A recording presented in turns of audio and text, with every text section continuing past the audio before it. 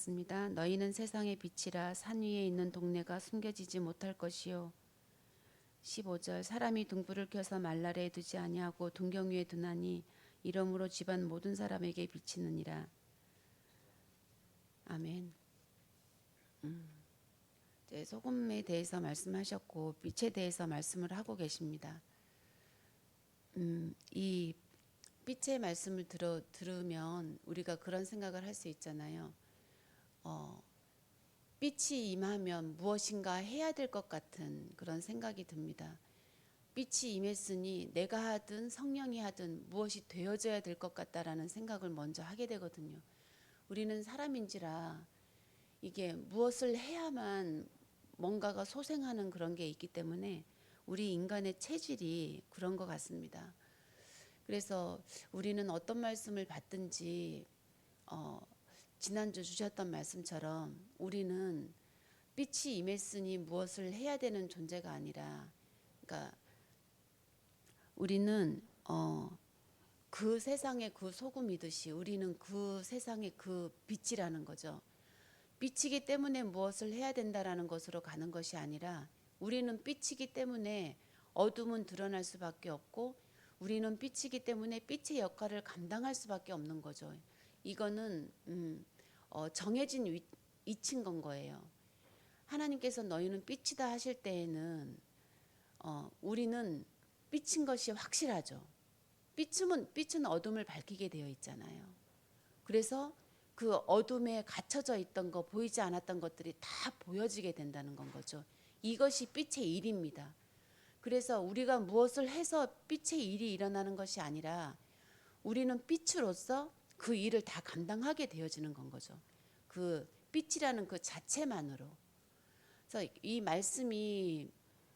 말씀을 어떻게 받아져 가느냐에 대해서 정말 중요하구나라는 것들이 이런 소금을 통해서도 그렇고 빛을 통해서도 그런 걸 알게 되어지는 건 것 같아요. 그래서 우리가 지금까지 신앙 생활하면서 저는 많이 눌렸었거든요. 그 눌린 게 좀 담대하지 못해서인 것도 있는 것 같아요. 눌렸던 게 하나님의 말씀이 이렇게 거룩하고 하나님의 말씀이 이렇게 지혜롭고 이렇게 좋으니 좋은 것들이 일어나야 된다라는 생각을 했었어요. 저에게서도 말씀의 일들이 일어나야 되고 말씀이 나에게 받아져야 되고, 그러니까 뭔가 되어지는 것들인 건 거예요. 뭔가 해야 되는 거고 해서 되어지는 것들이고 그런 것에서 떠나지를 못했었거든요. 근데 이렇게 좀 자유로워지고 그렇게 되었던 그게 그런 거였더라고요. 아, 이게 뭔가 하고 이루어지는 것들이 나에게서 내 생각이었구나. 뭐 그런 시간도 필요했겠죠. 그래서 내가 깨닫게 된 거니까. 근데 그 시간은 진짜 괴로웠거든요. 막 쫓기듯 살았어요. 쫓기듯.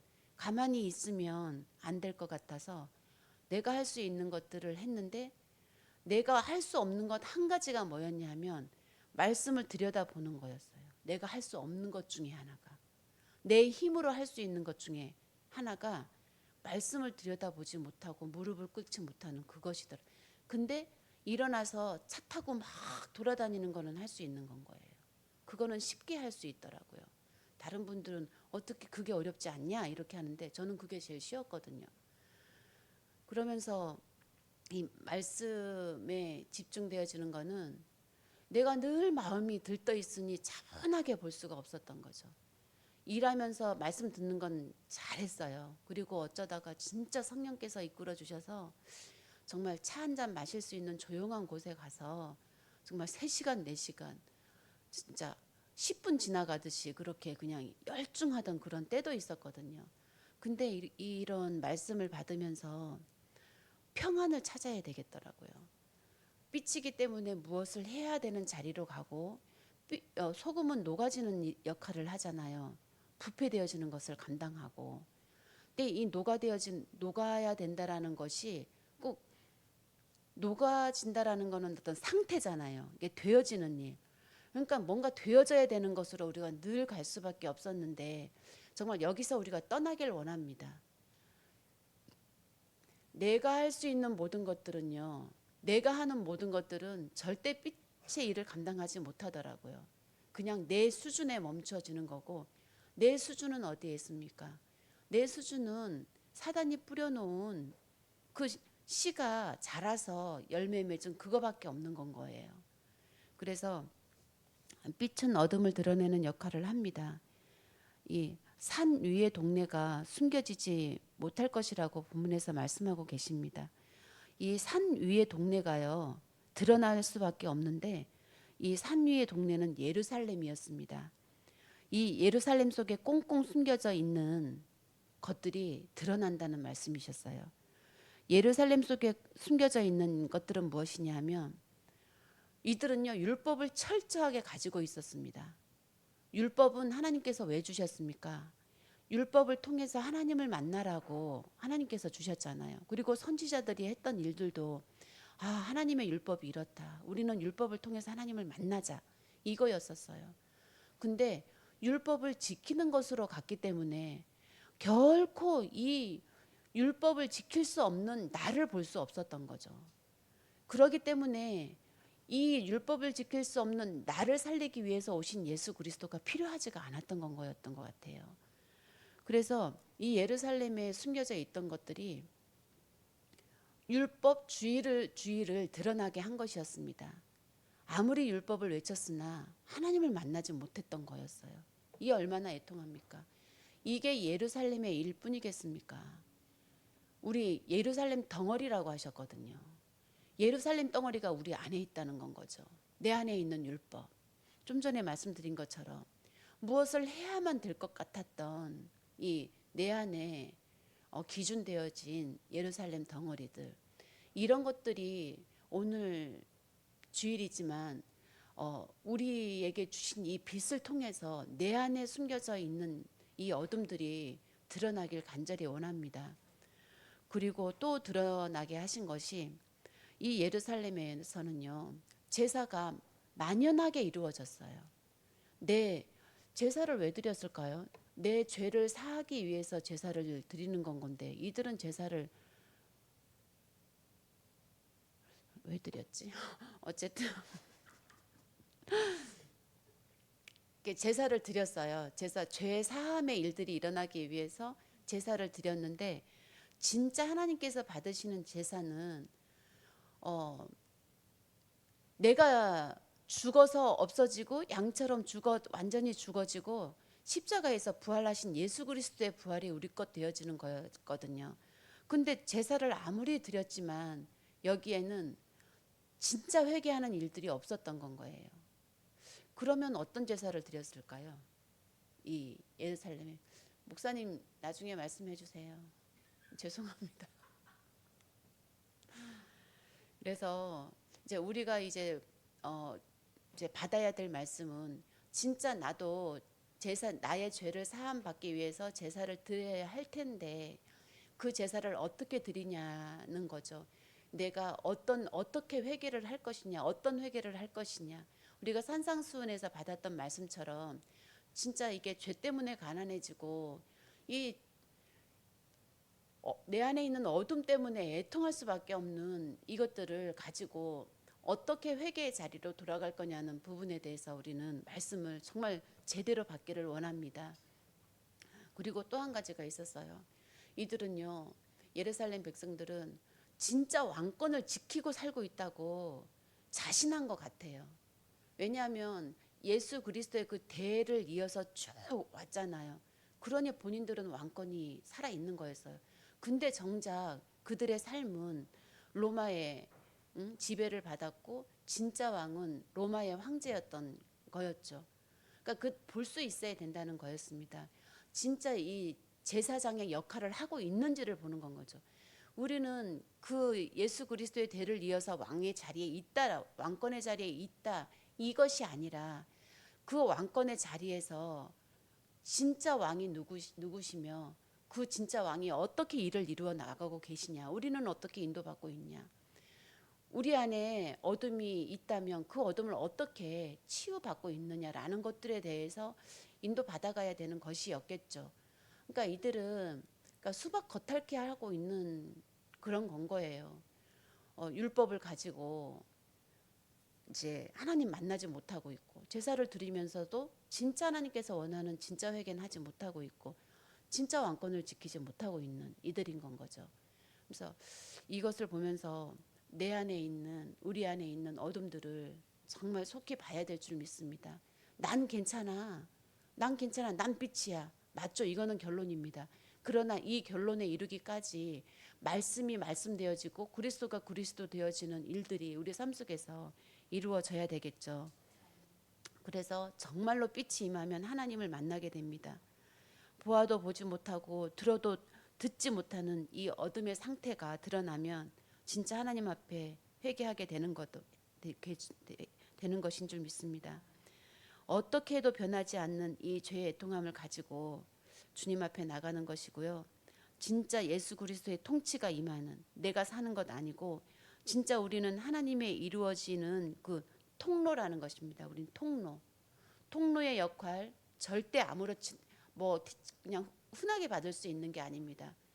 이 하나님의 일이 이루어지는 통로로서 우리가 쓰임을 받는다는 거는요, 우리가 통로의 정확한 역할을 알지 못하면 쓰임 받지 못하는 거 아닐까요? 우리가 하나님의 기업이죠. 하나님의 기업이라는 것을 우리가 알고 있지만 이것을 진짜 믿어지지 않으면 기업의 의미는 없는 것 같습니다.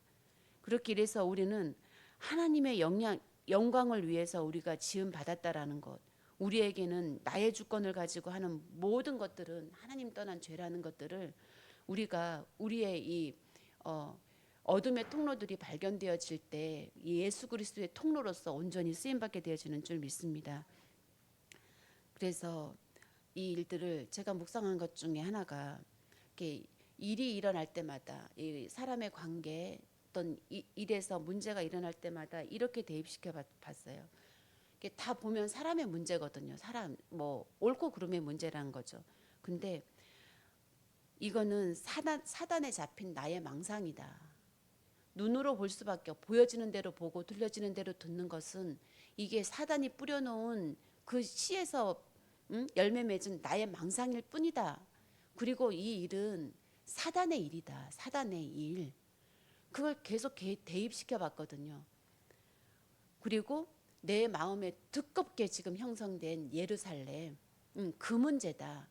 그러면서 이렇게 문제를 이렇게 뒤에서 이렇게 쳐다보면서 이렇게 해석해 봤거든요.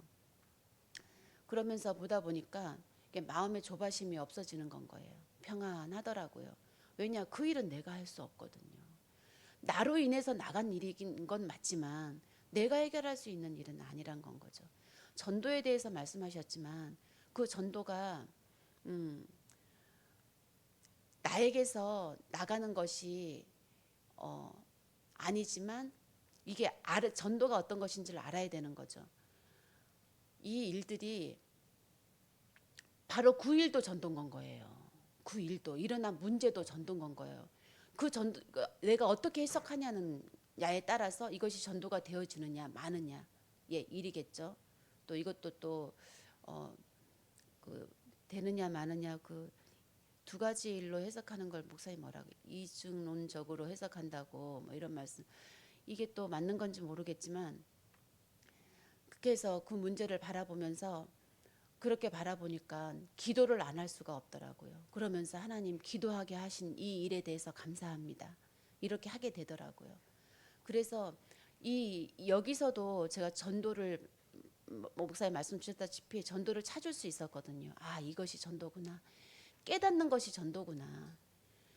이 문제가 어디서 왔는지 깨닫고 성령이 어떻게 이끌어 가신지를 보는 것이 빛이고 전도구나.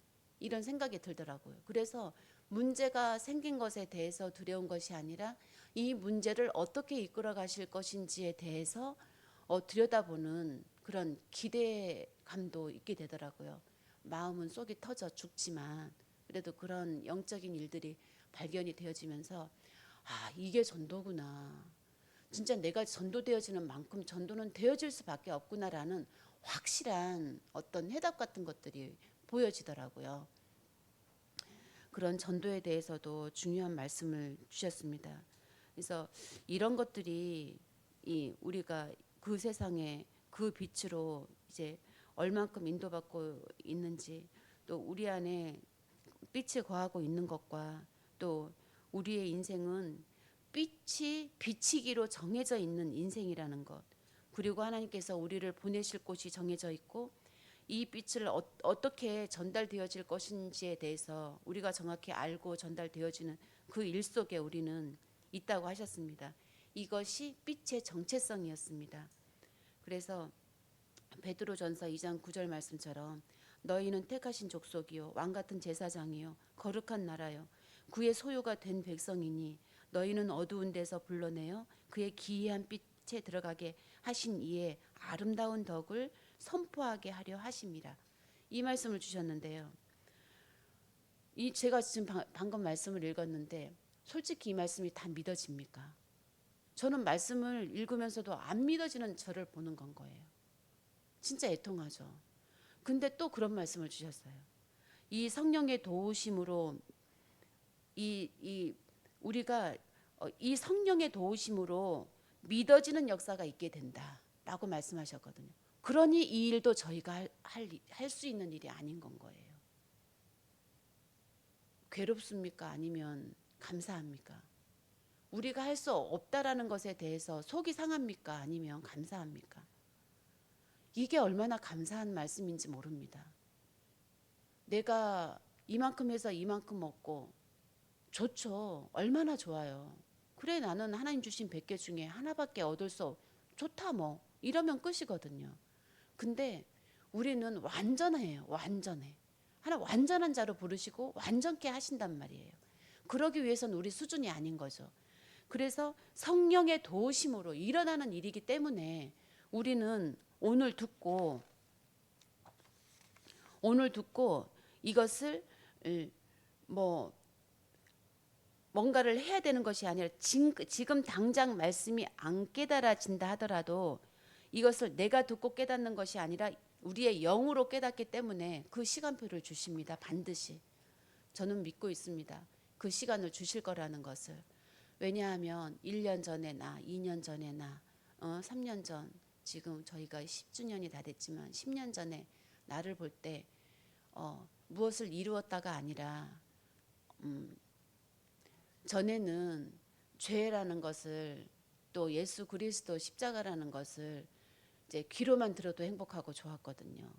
믿어지는 것 같았고 그것만도 좋았어요. 모든 불행도 하나님께서 감당하게 하실 거라는 게 믿어지고, 근데 이 욥의 고백처럼 이제는 눈으로 본다라고 하면 교만일 거고, 그런 말은 이제 그럴 거고, 그러나 그것을 부인할 수는 없는 건 것 같아요. 눈으로 볼 것만 같아요, 느낌이. 그래서 보게 하시겠구나라는 그 믿음이 이렇게 생기는 건 거죠. 그래서 이제 이루어지는 일이 죄를 하나씩 하나씩 발견되고 찾아가는 거더라고요. 저를 통해서. 지금 연지 1년이 지나가고 있는데 그 일 속에 전 너무너무 캄캄했거든요. 그냥 그동안에 보여지고 잡혔던 것까지도 놓게 되어지고 안 보여지게 되고 방황 속에 거하고 막 사람이 사는 게 아니었었어요. 그냥 영적으로 보면 사는 게 아니었던 건 거죠. 늘 궁핍하고 말씀이 궁핍한데 말씀 속으로 들어가지 못하고 이런 일들을 1년 넘게 겪으면서 깨달아진 게 그거였었어요. 죄라는 것이 귀로만 들었는데 나에게서 발견되어지는 일들이 그렇게 있었거든요. 그러면서 죄가 실제구나. 내 안에서 실제로 있는 이 죄가 빛을 통해서 드러나야만 되겠구나. 그러지 않으면 이 죄를 날마다 맞이할 수밖에 없고, 이 죄를 제3자 입장에서 들여다보면서 이걸 가지고 우리가 기도하는 자리에서 이렇게 나아가야 될 텐데, 내가 곧 죄고 죄가 곧 나고 이 길 떠나지를 못하는 그런 형편에 있었던 건 거죠.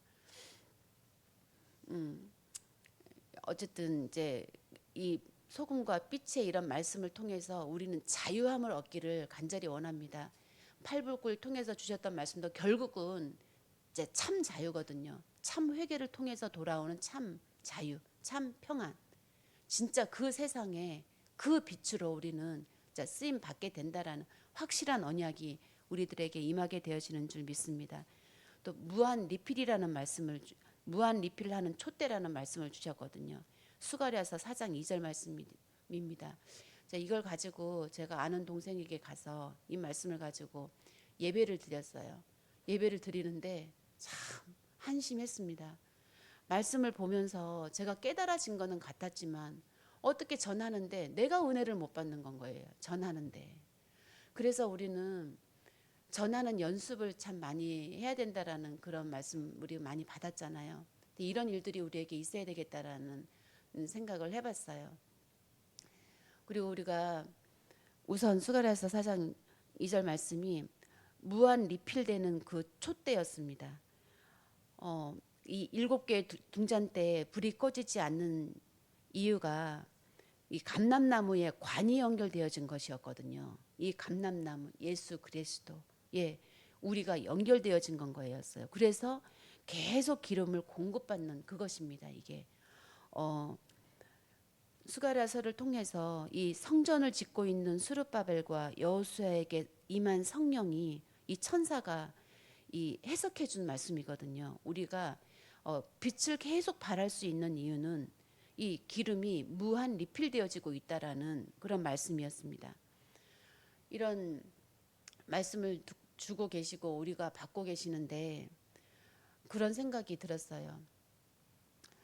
내가 바보가 되어야 되겠구나. 바보가. 나는 바보의 인생을 살아야 되겠구나. 저는 지금까지 60이 다 되어지는 그 이 평생까지 바보가 되지 않기 위해서 엄청난 노력한 것보다 생각을 한 것 같거든요. 바보가 되지 않기 위해서.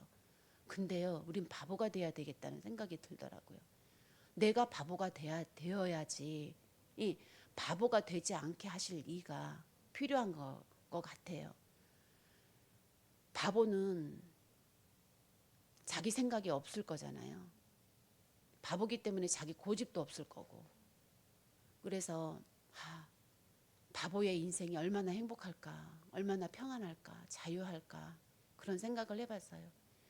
이제 가까운 가족 한 명만 생각해 보더라도 내가 바보가 된다면 참 너무 좋을 것 같은 건 거예요. 내가 바보가 안 되려니까 당신은 왜 이렇게 바보 같아? 소리가 나오는 거잖아요. 바보가 안 되기 위해서. 근데 바보가 되기 위해서 오늘 또 말씀을 받길 원합니다. 그 말씀이 분명히 우리를 살릴 것입니다. 바보가 될 때 진짜 십자가는 십자가의 자리에서 빛을 발함으로 우리 역시 빛이 되어지는 그 역사가 믿어지게 될 거고 또 어둠은 드러나서 그 어둠까지도 빛의 일들로 감당되어지게 되어질 줄 믿습니다. 그런 하루로 우리가 승리하게 되어지길 원합니다. 말씀 붙잡고 함께 기도하겠습니다.